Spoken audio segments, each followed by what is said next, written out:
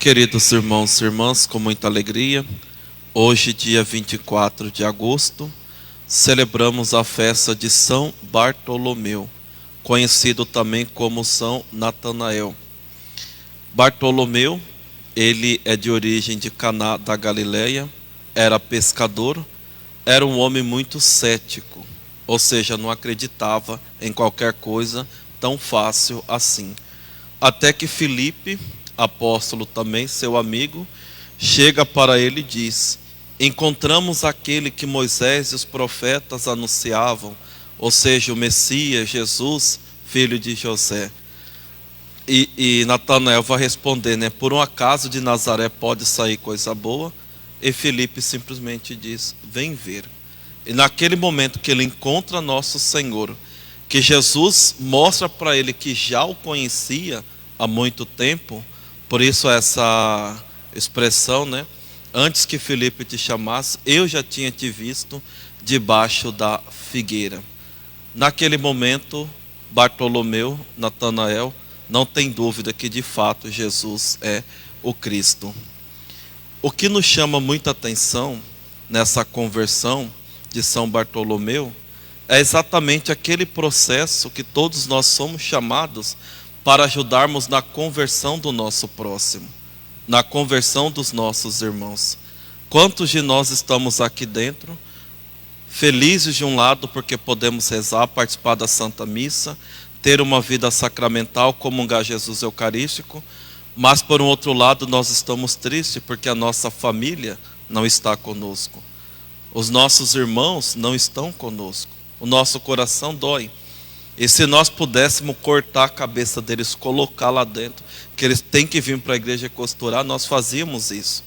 Se pudéssemos trazer as forças, nós fazíamos isso. Mas nós sabemos que não é dessa forma que funciona. Em primeiro lugar, nós precisamos rezar. Lembrar sempre que a conversão é um movimento da graça de Deus. Não sou eu que vou converter uma pessoa. É Deus que vai converter.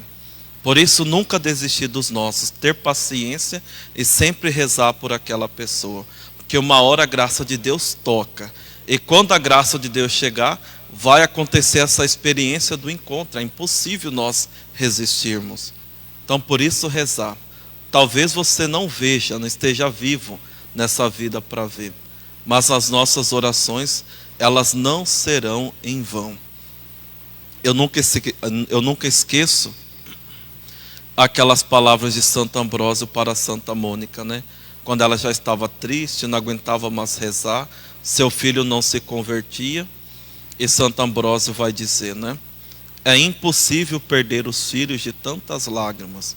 Ou seja, as lágrimas, as orações, o sacrifício de uma mãe que reza pelo filho, não serão em vão. Deus vai usar daquilo para converter o coração daquele filho, o coração daquela pessoa. Porém, meus irmãos e minhas irmãs, o que nós temos que aprender é dar o bom exemplo. É fazer com que os outros vejam. E muitas vezes nós nem precisamos ficar falando. Aquelas pessoas que têm essa necessidade de ficar falando, de ficar se autoafirmando, ficar se fazendo de vítima, é porque tem alguma coisa errada. Aquela pessoa que sempre fala que ela está muito bem, que tudo que ela faz está bem, é bom, maravilhoso, todo mundo me aplaude porque eu sou perfeito, tem alguma coisa errada aí. Como nosso Senhor disse, né? Talvez existe uma falsidade aí.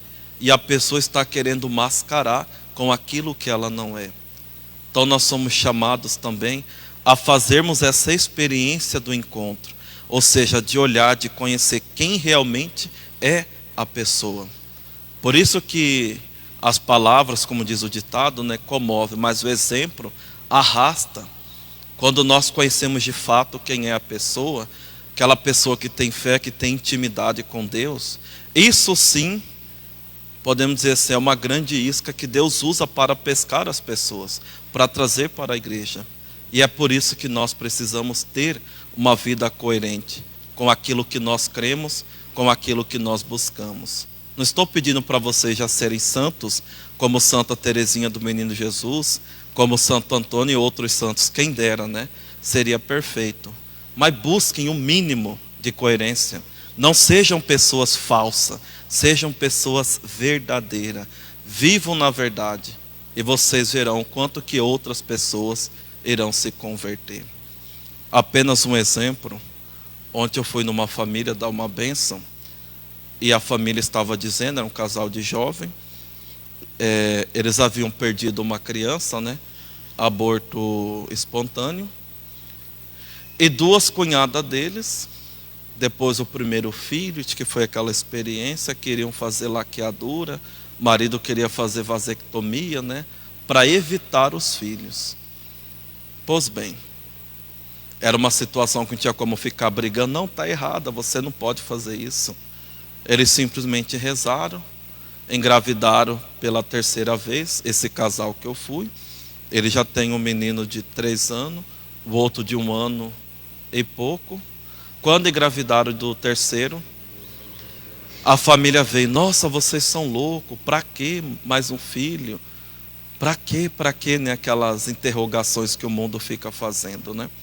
Pois bem, Deus o chamou essa criança, a criança foi, os pais sofreram, rezaram, mas eles confiaram em Deus. Se Deus permitiu, é porque Ele quis. Ou seja, eles aceitaram aquela perda como vontade de Deus. E crendo que eles têm 3 filhos, que um já está no céu do lado de Deus.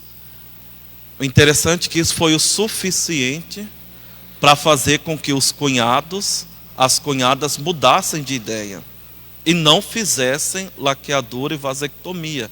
E uma delas informou com muita felicidade que ela estava grávida, graças a eles, ao bom exemplo.